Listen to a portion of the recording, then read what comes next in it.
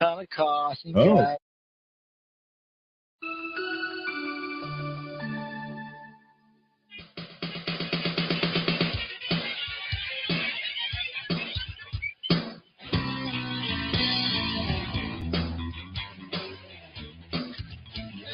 Show yourself. Oh, please show yourself. You come to me in the night. You take me for the starry bright. You study me, you dissect me. You never show me the truth to me. Are you little man from the stars? Why won't you show yourself to me? Let me keep my memories of you. Visit me, you corner me, now you touch me, and then you change me. You leave me with these massive stars, you little man from the stars. Why won't you show yourself to me? Let me keep my memories of you.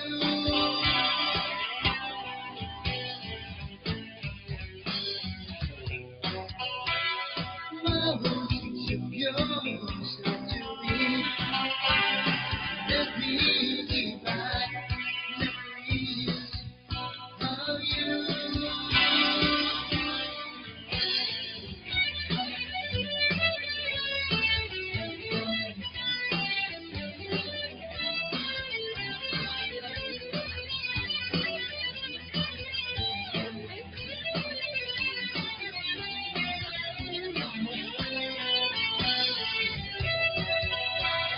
Why won't you show yourself to me?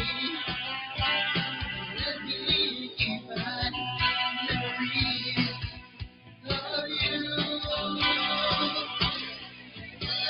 Show yourself.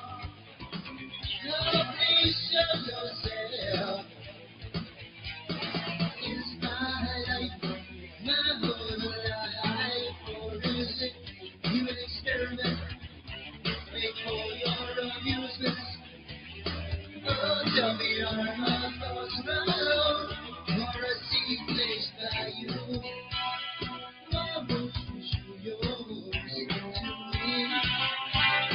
Let me keep my memories of you.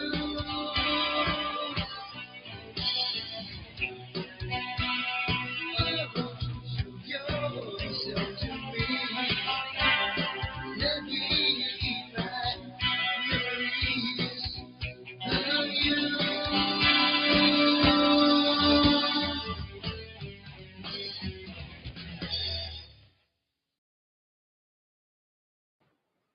If you are listening to the show and wish to join us in the chat room, visit paltalk.com. Go to the social issues, select other, and enter the UFO Paranormal Radio Network. Hello, this is Angela Thomas with a message about living life to the fullest. As a psychic clairvoyant, I often give insights to one's career path, financial situation, or relationship. Whether one is happy or not in their current situation, where he or she is right now is an important part of learning valuable lessons that can lead to fulfilling one's life purpose. If I can offer you insights, feel free to contact me at 636-278-2272. Again, 636-278-2272, or visit my website, angelathomas.org.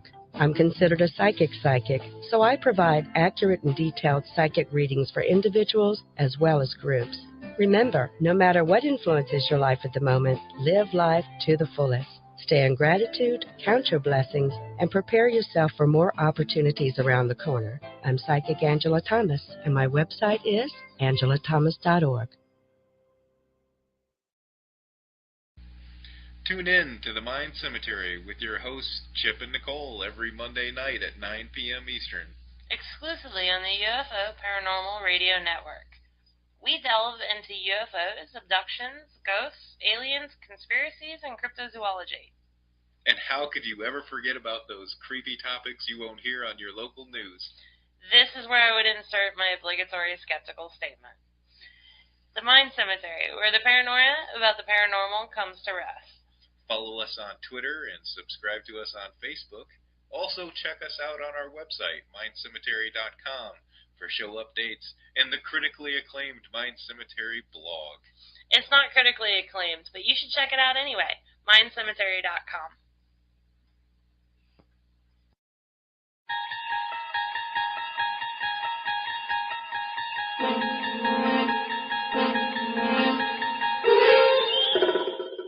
You're listening to UFO Undercover with your host, Joe-Montaldo, right here on the Paranormal Radio Network.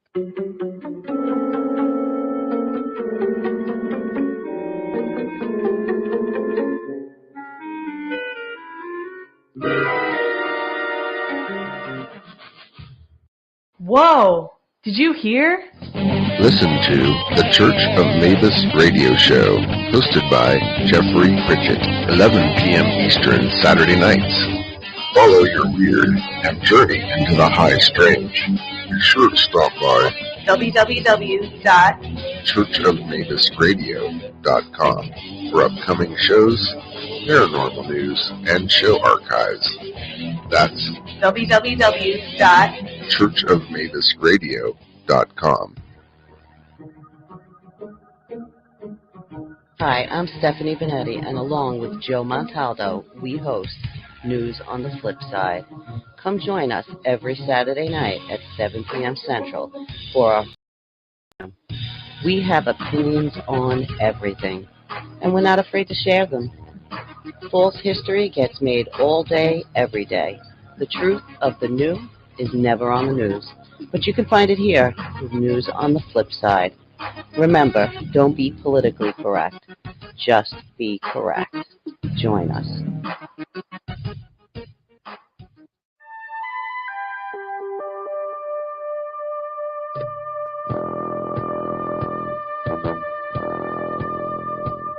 Tune in to UFO Undercover, Wednesdays at 8 p.m. Eastern, with your host, Joe Montaldo, right here on the Paranormal Radio Network.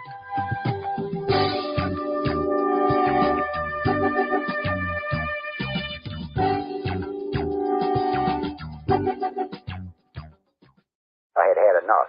Well, you drove out there into the middle of nowhere and had some sort of loud verbal display challenging ET in general out in the middle of nowhere? That's what I was doing. I actually had a pistol in my hand at the time. I was really ticked off. When I was having this fit, I was waving the gun in the air, okay, and I had this fit. And at this moment, I said, okay.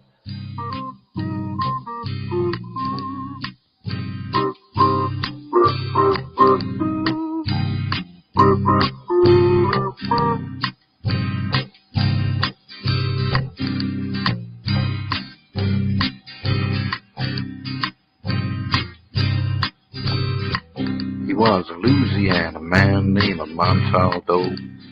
Folks around called him Six Gun Joe. Works with ICAR, don't you know? Investigating UFOs.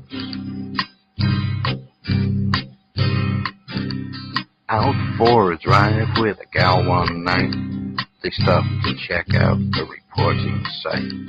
When an alien lit right there on the ground, commenced to throwing his weight around. Now, old Six Gun didn't take too kindly to that kind of thing, especially without Vaseline or anything like that, you know.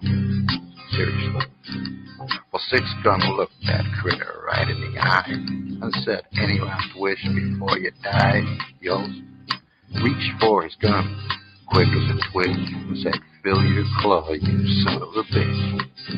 Now a legend spread across the land about this pistol-waving man. But if you're from space or from Earth below, you don't give no lip to Six Gun Joe.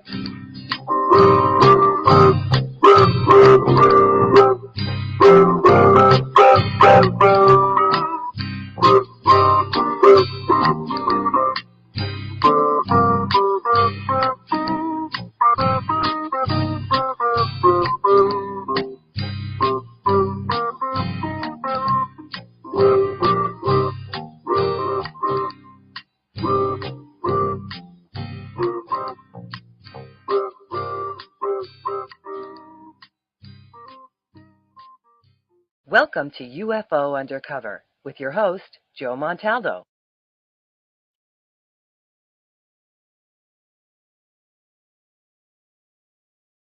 Oh my God, we're starting on time. I'm in shock. I'm just kidding, everybody. Hope everybody's having a great morning, great afternoon, great evening, wherever you are on our beautiful big blue planet. I say it every Wednesday. I love being here on Wednesday night. I love hanging out. I have a lot of fun doing the show. There's a lot of good topic matter gets discussed in this show. And since we changed the title of the Joe-Montaldo Show, we do get to dabble into some other stuff. Even though I still like to talk about ufology a lot, it's just today's ufology is much different than what I grew up in. And it's really kind of become, well, we'll talk about that later. Besides that, everything else is pretty good. I mean, a lot of good things. Again, I've been getting lots of emails, since I got out of the hospital. Again, I want to tell everybody thanks, and it's been about 2 weeks now, 3 weeks, so everybody thanks again. All the support and prayers were great. I appreciate it.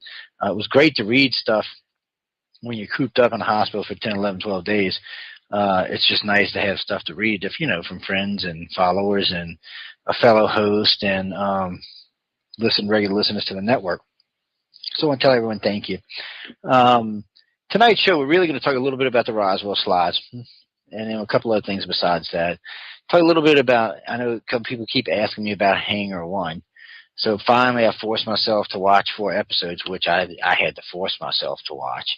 And we'll talk a little bit about that. My problem is that it's not a bad show. If you're new to the field, it's fine. It's just if you're anything above 101, you're wasting your time.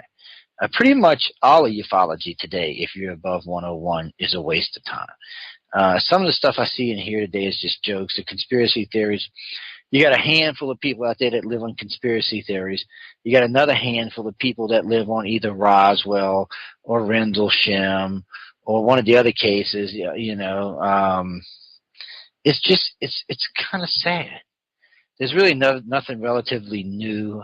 There's no real good cases that are going on in the here and now, or even in the last decade, for that matter. There just hasn't been.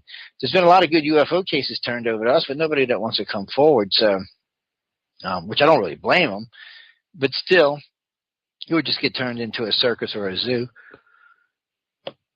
Somebody want to make a movie out of them or something, and it's just, I guess for the most part, it's just not worth it for most people. But today, the field it's very stagnant. There's really nothing new coming in. I've learned a lot of stuff over the years about how one organization works, another organization works, and what really goes on. Somebody had wrote a piece for a blog for a friend of mine, and I had described MUFON as a media organization. It's not really an investigation organization anymore. It's really a media organization. Everything they do, everything they design is to sell something and to try to get something. I got a question for y'all. Does anyone know what happens to the proceeds from Hangar 1? MUFON's a 501c3. Y'all do know that, right? They're a non-profit organization. So, they've got, from here, they got a radio show, they got a TV show, they've got membership, so they've got income. Where's the income going? Y'all see any great scientific projects coming out of MUFON? I've seen a page where they said something about scientific projects, but nothing that's active or current or useful. The only good partnership they had in the scientific community was with Bigelow, and he kicked them to the curb. So what the hell? I just, at this point, I don't even know what to say about these people anymore. I feel like sometimes it's beating a dead horse, but it was pointed out to me for a couple of years. I was hot and heavy on them with a lot of my friends in ufology, and it was really hurting them. And I was asked personally to get some of my friends and cronies off of them. This was about 3 years ago. It might have 3 years ago, because we were hurting them. And so we did. But you see what happens when you quit. It just goes right back to the same shit.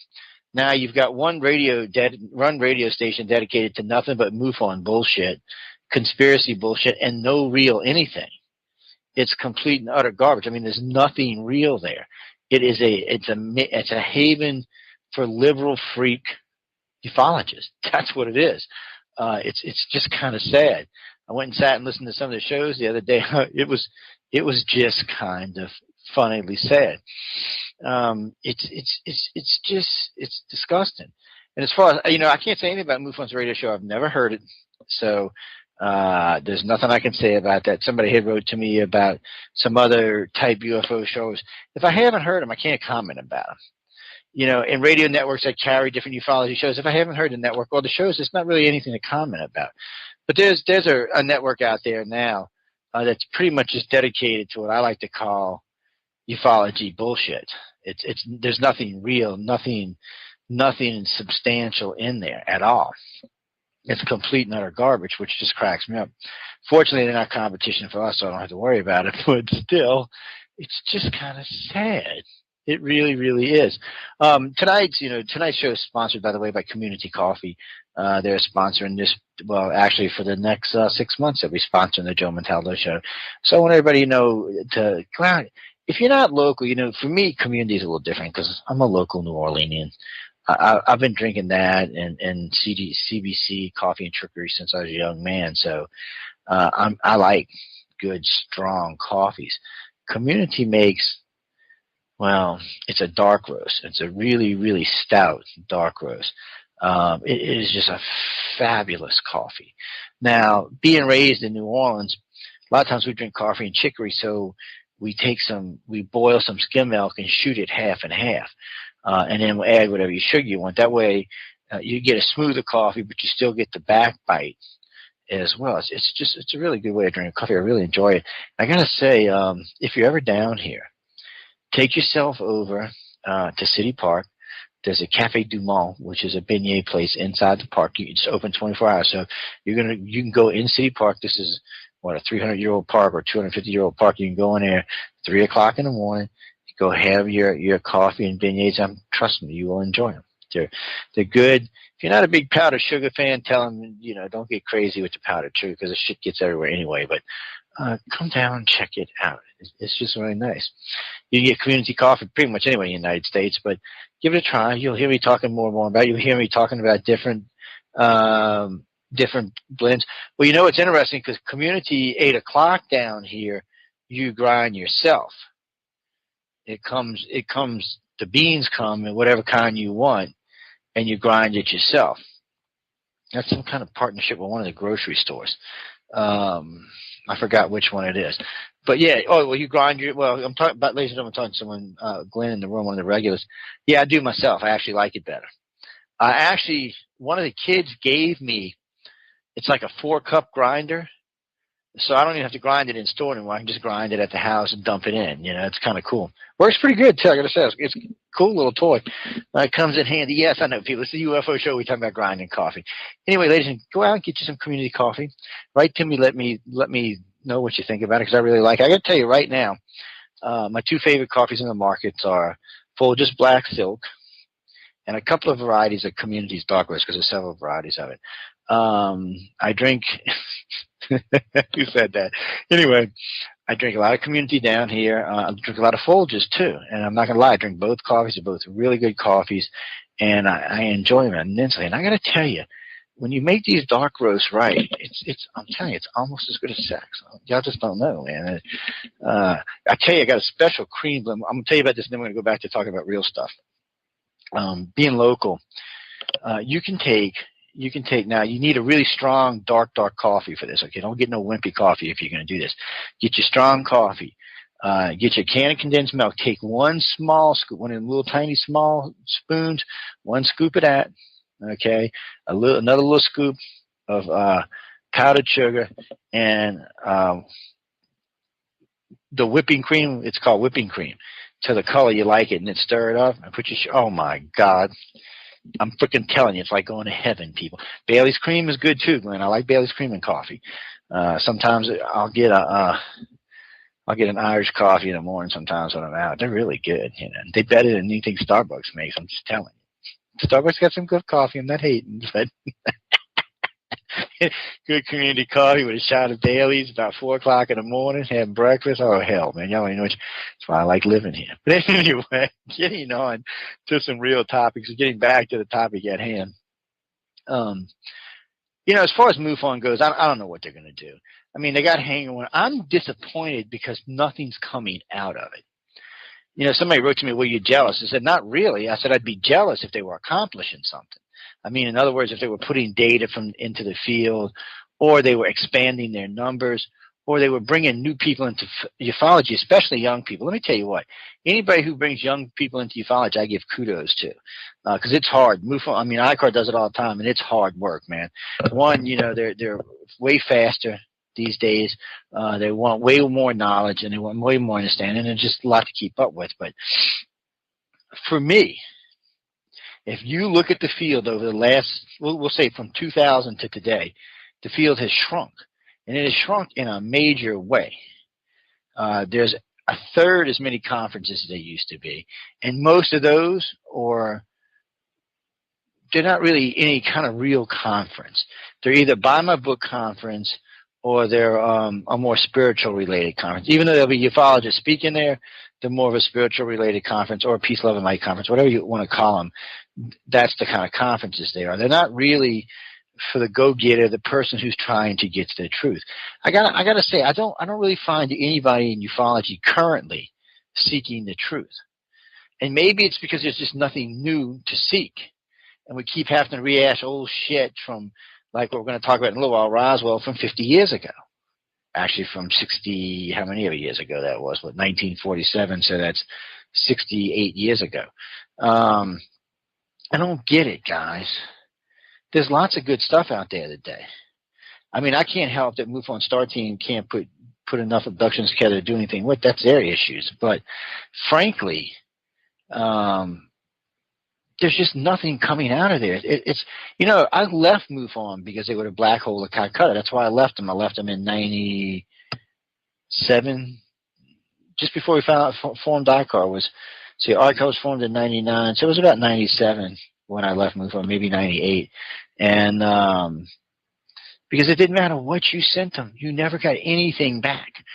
You rarely even got a response back about anything. And the few times we brought in serious cases, because the first two we ever brought in had military implications. They were alien abductions, but they were also MILAB involved. MUFON just basically buried them. I mean, they just basically buried them. They were good cases, and one of them was a really good case that would have helped authenticate and even corroborate some of what Ed Walter said, because it happened right there by his house or not far from his house, but they didn't want to touch it. They were scared of it, which just told me right there and there they were in bed with the government, or they wouldn't have been scared of it because they wouldn't have been smart enough to be scared of it. And I do know over the years that, Cliff Clifford, John Sluisler, and James Carrion all had worked with some kind of covert ops group while in the military. And they were all heads of MUFON. Frankly, I don't know the new guy, so I can't really say anything about him. But I got to tell you, the only MUFON director I've had any respect for is Walt Anders. Cliff Clifford was a nice guy who wanted to get some stuff done, but they didn't want him to. James Carrion was the same way. He was a nice guy, wanted to get some stuff done, but they didn't want him to, because these two guys, especially James, wanted to do research. You real UFO research? No, that's not. MUFON's a media organization. MUFON's about a little bit of fame, a little bit of money, a little bit of power. That's what they're about. They really aren't about the truth anymore. And I'm going to start calling them. I'm going to start going back to the conferences and calling them on conferences. See, when I was doing that before, they were always choking on their tongue because they have no rebuttal for this. And neither do the ufologists. They all talk a good talk. But when they run into somebody like me who's really versed in the field, oh, no. Because you're not going to bullshit me. You're not going to snow me. You're not going to go, oh, well, this guy and this guy and this guy had this conspiracy. No, bullshit. Produce the evidence or shut up. You're not doing anything but mixing people up and making them confused. And I've said this a million times, and I'll say it for 1,001 times. You're not getting disclosure through the government. To be honest with you, I don't think most of the government knows any more than we do. I got to be honest with you. I really don't. From what we've seen recently and new contacts that we've made over the last decade, unless it's a very specific part, like the part that does the MILAB, the rest of the government really doesn't have a clue. They're in, and there's other organizations that look into this. That's what people don't realize. There's the organization who runs the military abductions, and then there's 2 or 3 organizations out there that what I call float on this. They're aware of the phenomena. They're aware that there's something going on, and they're even aware of the ETs themselves. But they're not aware like the people that are being abducted or the MILAB people are aware. But they do know it's there, and they're looking into it as well. frankly, I don't think the government cares right now if you disclose. They're not trying to shut people down anymore. Anytime I hear somebody, oh, it's a conspiracy in the government. No, the government didn't. The government wants you to come out and tell your stories. They want you to tell us what ET's doing. They want it. They want people educated on this. They don't want them. They don't want to have anything to do with it because they got to keep plausible deniability, because without it, they're in a hurt. They can't. The government can't admit, at least now they can't, that they know about extraterrestrial contact. Because if they do, they have to admit that they know about alien abductions, and then they become liable for allowing the alien abductions to go on. Well, there's a lot of alien abductions that go on in the United States. I'm not even talking about the world. So it would be pretty nasty. Actually, he don't. I'm gonna tell you a little secret about him, Glenn. I know two people that work for me, and one of them in a very high position. Well, 2 positions down from the boss, actually. They say no. They say he was so disappointed by MUFON that it was not even funny. He said there was he said, I wish I could remember the quote that she told me, that there was nothing credible inside of MUFON's organization whatsoever. He said there was nothing there to be had. There was a bunch of people who said they seen this or said they saw that, or was included with that. He said, but there was no smoking gun data. There was no data that told you any types of craft work or anything that would be useful to him. Remember, he's gotten into aerospace. He's wanting to know how to get into space. He does. Oh, yeah, he's got his. Oh, I see what you mean, Glenn. He does have his own version of MUFON, yes. But they're not affiliated or associated or even have anything to do with him anymore. I mean, for him, it was a big disappointment because he was probably like the rest of us. He was probably watching MUFON over the decades and hearing X-Files talk about him and things like that. And then, he contacted him and said, look, I'm going to give you some money and I'm going to help you out. And they couldn't produce anything. He got them all kind of equipment and everything else, and they still couldn't produce anything. That's why James Carrion said, look, I'm just giving the money back because really we're not producing anything. They didn't have anything worth what he was giving them. They just didn't. And what's scary part is if anybody had any information that Bigelow might have wanted, it wasn't MUFON, it was Walt Anders. Everybody forgets in Walt Anders' home there's a whole garage full of case reports that MUFON isn't going to get. Originally, John Sluicer said he was going to take them and put them in the database, but everybody agreed it was too much work. So he's got them. And I don't know who's going to get them when he passes away, but he's got them. So I don't know how that's going to work. Oh, look, it's New York. How you doing, sweetie? They I don't know how that's going to work either, but today we need new information. I'm really thinking, I was talking with a group out of Canada. They got a pretty good movement on. They got about 10,000 members, and they're a pretty solid UFO group. And they are hooking up with a group out of Australia, and we put them in touch with the UFO version of the abduction group in Brazil. So they look like they're going to put them a good little UFO network together. And I think they're even going to talk with Peter Davenport about some kind of arrangement to see how they can track this unilaterally across this. But they're wanting to put out data. Now, data is great for me. I'm not even going to lie. I love anything statistic-wise, data-wise, anything that correlates anything that adds credence or credit to anything that any of us are working on. I love that kind of stuff. I don't need all the snowy bullshit that people want to write about. I just need the facts. You know what I mean? The facts. I don't need to hear 15 minutes of I will this, that, or the other thing. I just need to hear the facts. I know it's not the same for everybody. A lot of people like to hear all the stuff that goes along with it. I was walking in the forest and the breeze was blowing on my face and I could feel the grass brushing against my leg and seeing the flickering of the starlight or the moonlight when I seen this. I don't need all of that. I just need to know what the hell you seen. That's all I need to know. What was it you seen? I don't care about the rest of it. I just want to know. So anyway, we'll see how it goes. I'm disappointed in Hangar 1, and I'm disappointed in the Roswell slides. But I would have left MUFON alone on this. But Stupid came out yesterday and said how this is going to be a life-altering thing for ufology. And I was like, okay,